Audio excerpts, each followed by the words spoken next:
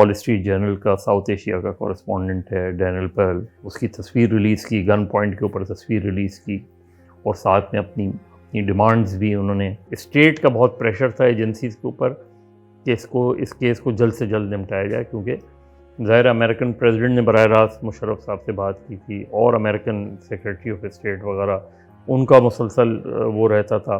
ادھر امریکہ میں وال اسٹریٹ جرنل نے اس کو ایک پوری کیمپین بنایا ہوا تھا.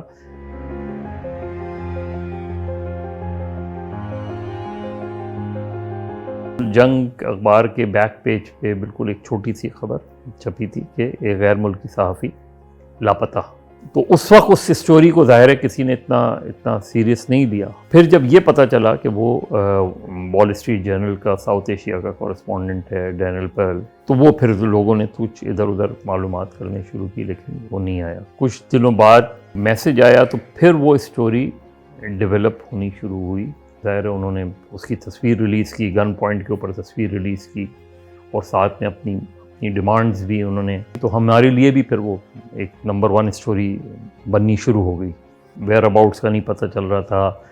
انہوں نے تھریٹس کی تھی کہ ہم مار دیں گے. پھر کچھ عرصے بعد اس کی ویڈیو جو ہے وہ غالباً ایک کوئی امریکن قونصلیٹ ڈراپ کی گئی اس میں، جس میں اس کی مرڈر کی.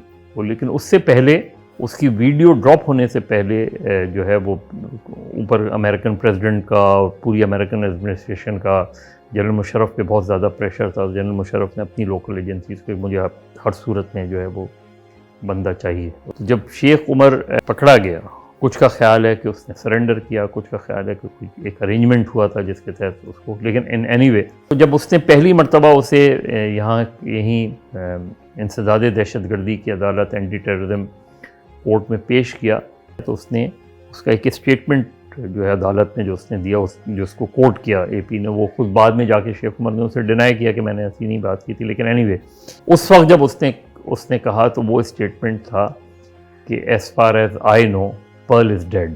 اس اسٹوری سے پھر ایک دم جو ہے ایک بڑا ہنگامہ کھڑا ہو گیا پوری دنیا میں.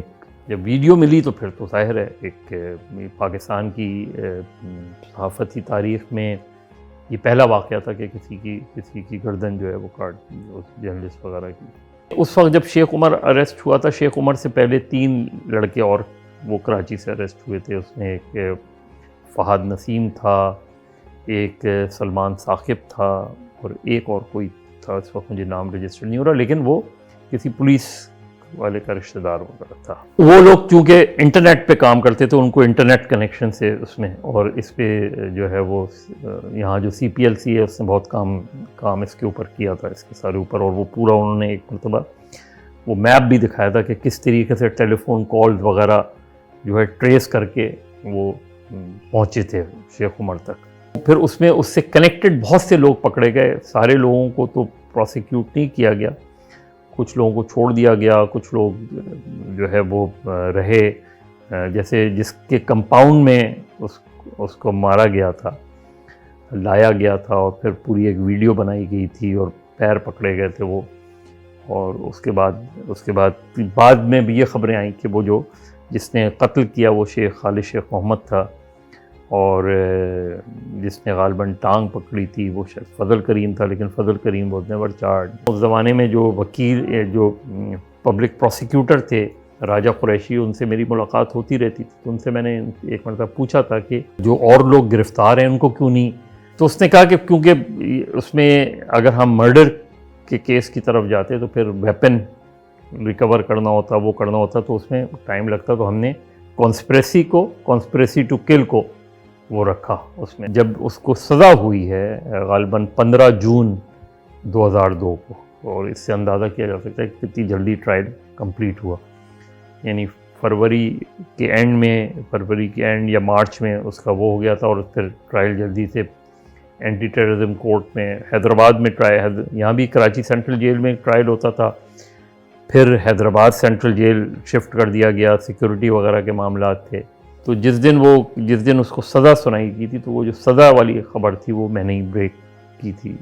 پھر انہوں نے ہائی کورٹ وغیرہ میں، تو ہائی کورٹ میں جب اپیل ہوئی، یعنی فیصلہ تو 15 جون 2002 کو ہو گیا تھا، سزائے شیخ عمر کو سزائے موت اور باقیوں کو مختلف سزائیں.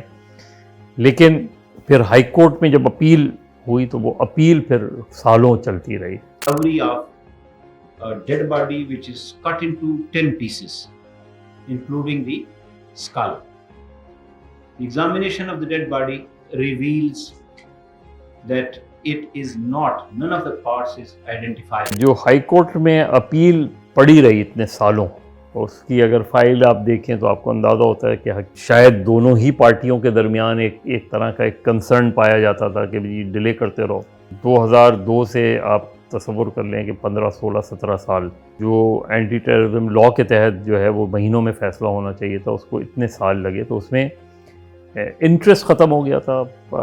آتے تھے، طے ہو جاتا تھا، کنسرن ہوتا تھا. ظاہر ہے شیخ عمر صاحب کے شیخ عمر کے جو وکیل تھے وہ لاہور سے آتے تھے. تو ایک تو جو ڈیلے کا فائدہ ہوتا ہے وہ ظاہر ہے اکیوز کو ہوتا ہے. دوسرا اس میں جیسے ایف آئی آر وغیرہ میں ایمبیگوٹی تھی. پھر جو مرڈر ویپن تھا وہ نہیں تھا، اور اسی لیے انہوں نے مرڈر پہ زیادہ وہ زور نہیں دیا تھا، اس پہ کانسپریسی ٹو کل پہ تھا.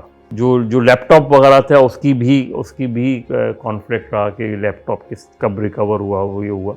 تو ڈیٹس وغیرہ میں کنفیوژن نظر آیا، ایمبیگوٹی نظر آئی، اور شاید اس کا ہی فائدہ انہوں نے الٹیمیٹلی اکیوز کو دیا. سب سے زیادہ جو فلا مجھے نظر آتا ہے وہ یہ کہ ایک تو یہ کہ انہوں نے جو باقی لوگ گرفتار ہوئے تھے ان کو اس میں شامل نہیں کیا گیا، جو شاید اگر شامل کیا جاتا تو کیس زیادہ اسٹرانگ بن سکتا تھا، کیونکہ ان کا کہیں نہ کہیں کنیکشن ملتا تھا. یعنی کم سے کم یہ پروسیکیوشن جو پولیس والے تھے وہ یہ بتاتے تھے جو انویسٹیگیٹر آفیسر تھے کہ کسی میٹنگ میں انہوں نے یہ زور بھی دیا تھا کہ جی ان کو بھی شامل کریں تو آپ کا کیس اسٹرانگ بن جائے گا، کیونکہ یہ کوسچن عدالت میں کسی سٹیج پر اٹھ سکتا ہے کہ جی مرڈر ویپن کدھر ہے جس سے مرڈر کیا گیا. This was a case of Daniel Pearl, in which kidnapping of Daniel Pearl, murder of Daniel Pearl, a Wall Street Journal, and the learned court has awarded death sentence to the principal accused, Mr. Ahmad Umar Saeed Sheikh. ان کا نام سب سے پہلے تو وہ جو Indian plane high Jack ہوا تھا اس میں نام آیا تھا.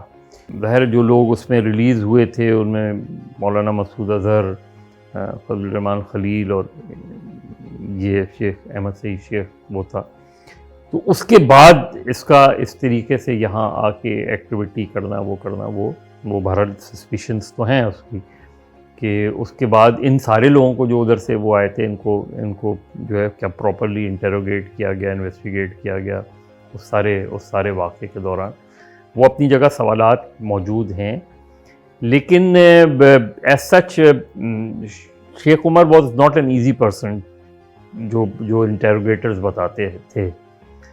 یعنی اس کو فزیکلی کچھ لوگوں نے جو انٹیروگیشن کے دوران ٹچ کرنے کی تو ان کا کہنا تھا کہ اس نے سختی سے کہا تھا کہ جو آپ نے مجھ سے پوچھنا پوچھیں بٹ ڈونٹ ٹچ می. تو وہ ایک اچھی انگریزی بولتا تھا، اچھی وہ تھا.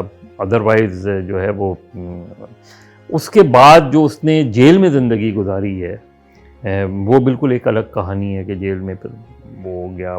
کچھ جیلرز کا خیال ہے کہ وہ بعض اوقات بہت فرسٹریٹڈ ہو جاتا تھا کہ جی جو کرنا ہے جلدی کرو، وہ کرو. کراچی میں بھی، حیدرآباد میں بھی وہ مسجد میں، جیل کی مسجد وغیرہ میں پیش امام کے طور پہ بھی وہ پیش ہوتا رہا.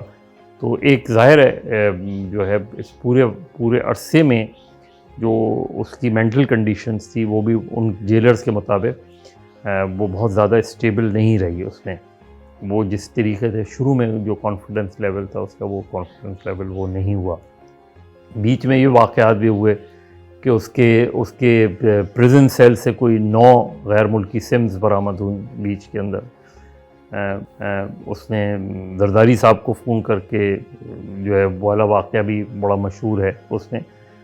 تو وہ اس سے نظر یہ آتا ہے کہ وہ یعنی پچھلے چند سال میں کی بات نہیں، لیکن شروع میں وہ جیل میں سزا میں اس میں وہ ایک طریقے سے ریلیکس نظر آیا تھا اس پورے پروسیس کے دوران اس میں.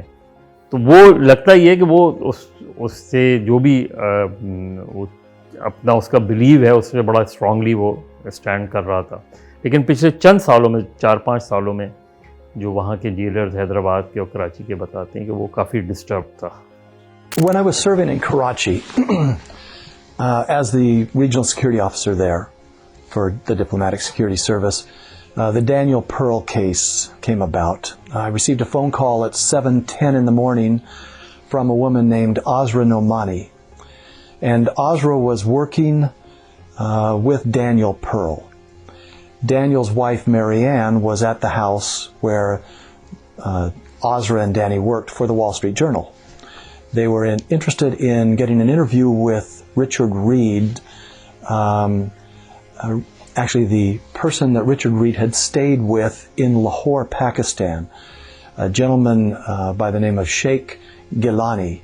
And Sheikh Gilani was allegedly the head of a less-known terrorist organization that was actually taken off the terrorist list in 2000, named Al-Fuqra. मुबारक अली शाह गीलानी ज़ाहिर उनका पाकिस्तान में इस केस से पहले किसी ने जिक्र नहीं सुना था. वो थे भी अमेरिकन उसमें कि वो जो भी उनकी तहरीक थी जो भी वो थी, लेकिन उसका पाकिस्तान में एज सच उससे पहले भी और उसके बाद भी कोई बहुत ज़्यादा उसके बारे में नहीं पता लोगों को. और पर्ल वाले केस के बाद तो बिल्कुल ही वो मामला ख़त्म हो गया.